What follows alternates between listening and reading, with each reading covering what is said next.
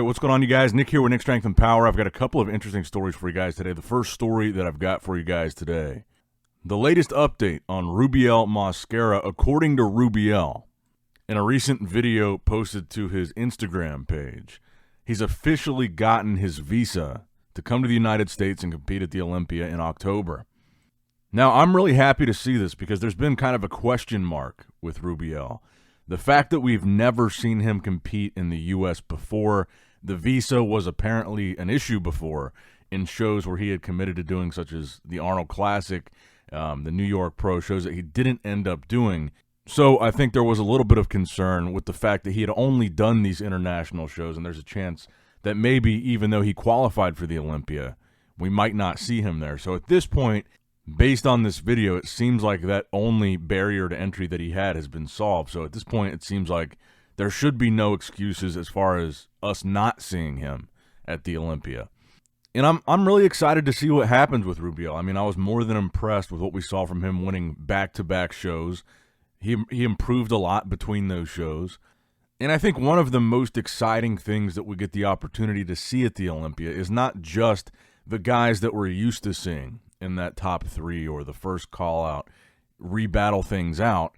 But I think the most exciting thing is seeing Olympia debuts that could be really exciting and potentially make a really big splash. I think Rubiel is one of those guys. I think that GoodVito is another. Brett Wilkin is another. Behrooz, Tabani. And I think you have such a good crop of guys potentially making their Olympia debut this year that are qualified. I think answering the question of which of those guys is going to place the highest is going to be one of the most exciting parts of the Olympia this year. Speaking of which, we just got another physique update from GoodVito. This is at 8 weeks out from the 2025 Mr. Olympia. There's been a lot of comparisons to GoodVito with Rubiel Mosquera, Neckzilla because of the lower body. They both have really crazy quads. They're both kind of mass monsters in their own right. And I personally still think that GoodVito is going to place higher than Rubiel at the Olympia. I mean, in this update, you can see that separation, that detail in the quads, the cross striations. We haven't seen any real recent physique updates of Rubiel, but I would imagine at this point, 8 weeks out, you're probably not seeing nearly that level of detail in his lower body, what you're seeing here from GoodVito. Now, the other thing, too, is Vito hasn't had this issue necessarily. I think you could draw a parallel between him and Rubiel because of the visa thing. Now, I mean, GoodVito has already proven he can come to the States with no problem. He came here, obviously, for the Detroit Pro last year. But as of this year, we've still only seen him compete in one show, and it was not in the United States, and that was the Brazil Arnold. But actually, I have no doubts that we're going to see him on the Olympia stage. I think the bigger question is not necessarily the visa, the travel thing with GoodVito. It's the injury thing. We know that he was injured, supposedly a minor injury going into the Pittsburgh Pro that he was initially going to do, that lat injury. I think that's probably the bigger question mark with him is how big of a deal was that really, and how much did it set him back, if any at all. But I personally believe between Vito and Rubiel that Vito has the better shot of cracking the top 10. And also, speaking of Behrooz Tabani, these were two of the latest physique updates from Behrooz. These would have been at more like 8.5 weeks out, but still very recent updates. And technically, if he does make it to the Olympia this year, this will be his Olympia debut. Not the first time that he's qualified, but the first time he's able to compete if he is able to get there. And I think of all the guys that we're talking about this year, when it comes to Brett, GoodVito, Rubiel, Behrooz, all the guys potentially making their Olympia debut, I think Behrooz will by far place the highest of all of them if he's allowed to compete. And that's why I think the Rubiel story in the beginning is especially relevant now that we're getting close to crunch time. We're really close to the Olympia. And, some of these guys still don't have their visas. Rubiel is one of them. We don't really know the current status with Hadi Chupin. I think there's probably still realistically a question mark as to whether Hadi's going to be able to get to the Olympia or not.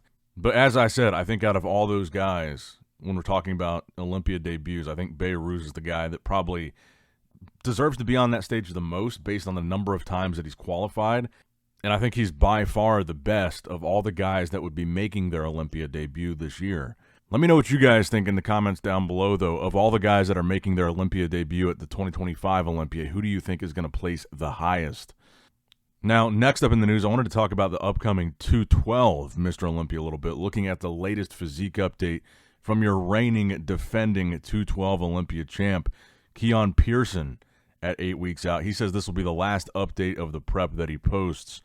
I think it kind of goes without saying, looking at these updates, that he looks incredible. And I personally have the opinion that Keone will continue to win the 212 Olympia title until he chooses not to. I think that Keone has the best winning physique that we've seen ever in 212. And I think more importantly, even after his first win, we've watched him improve from year to year. And you look at these updates, and I think it's hard to argue that he hasn't improved from last year. He looks bigger, denser. I know there was a lot of talk about that side chest pose, the amount of size that looked like he had put on his shoulders, his arms, and his chest compared to a side chest that was posted last year. And I think you can even see that in the side tricep as well. It looks like you can see noticeable added size even to the arms. I think Keone and his coach have really found his groove here now, and I don't think we're going to see Keone coming off. I think we're going to continue to see Keone improve in the 212 division, like I said, until he chooses not to. I personally, and I think a lot of you guys probably also want to see Keone eventually switch to open. You know, we've kind of talked about before how you wonder what Keone's goal is in 212. Does he want to beat or match Flex Lewis's record in 212? You know, if he wants to spend 4 or 5 more years in 212 and win the $50,000 a year to win the 212 Olympia title, let's say he wins 5 more times over the course of the next 5 years. Let's include this year. He would win $250,000 between those 5 Olympia titles, assuming they don't go up significantly in the coming years. If he won the Arnold Classic Open in 2026, which I'm not necessarily saying I think he would win the Open Arnold right out of the gate, but if he were to win $750,000, it would be the equivalent of him winning 15 more 212 Olympia titles, the cash equivalent. And I believe second place at the Arnold would be more than him winning the next 5 years of the 212 Olympia title, just to get second. So I know this conversation has been going on for a while about Keone switching to open, and Keone has consistently shut down the idea that he's focused on anything other than the 212 Olympia. But I do think it's worth pointing out at this point, there is a significant financial incentive to switching to open, not even counting the Open Olympia. The Open Arnold alone financially would be like winning 15 years straight of the 212 Olympia title. And I just kind of wonder what Keone really has left to prove in that division if he does want to try to tie Flex Lewis. And I think finally, in the same vein of talking about Keone, I saw this interesting comparison from the latest physique update of Mike Sommerfeld at 8 weeks out, who I think is the on-paper favorite to win the Classic Physique Olympia this year, side by side with Keone's latest update. You know, there's been this conversation around Mike being a very muscular Classic Physique competitor, and a lot of comparisons to, 212 competitors, saying he would do well in 212. And I agree with both. I think that Mike does have a very classic physique, but I also think he's very muscular for classic physique. And that's not to say that's a bad thing. I also think he would do well in 212. I think he is that big. But I think that's a little bit where that subjectivity comes in with classic physique, is how muscular do you want the classic physique guys to be while still being aesthetically pleasing? Because Mike does have that balance. And obviously muscularity is important. But I was talking to someone about this the other day, and I thought they made a good point that, when it comes to classic, yes, you could understand why a muscular guy places well. But if you just say, okay, classic physique is going to be just the most muscular guy with a small waist and good structure, it kind of just becomes bodybuilding light instead of something that's different from open bodybuilding.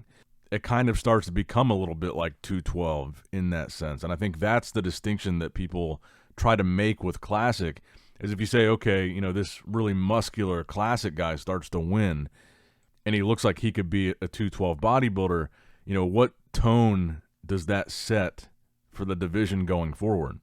Is classic physique just going to be essentially bodybuilding light?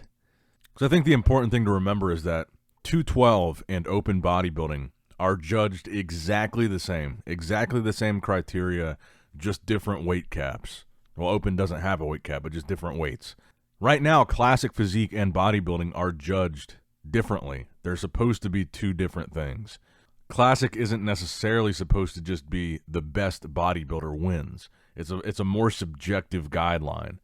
But let me know what you guys think in the comments down below. What do you think about Mike Sommerfeld's physique, and do you think he's the front runner going into the 2025 Classic Physique Olympia? Let me know in the comments below. That's going to wrap it up for the video, guys. I hope you did, in fact, enjoy it. Make sure you like the video, subscribe to the channel, click that bell notification icon if you have not already. And as always, I love you guys. Appreciate you guys. Nick Strength and Power signing out. All right, guys, don't forget to click that like button and subscribe to this channel if you enjoy the content. Also, check out my Instagram at Nick Strength Power, my Facebook page, which is simply Nick Strength and Power, my secondary YouTube channel, Nick Strength and Vlogs, for vlogs and bonus content that you will not see on this channel. And consider subscribing to my third YouTube channel, Nick Strength and Pokemon, which is all things Pokemon and trading card games, completely unrelated to this channel. So if you're into that, give that one a look. And all links to merchandise and social media will be in the description box below. If you guys want a Nick Strength and Power t-shirt, that will be in the Shopify link below. Have a great day.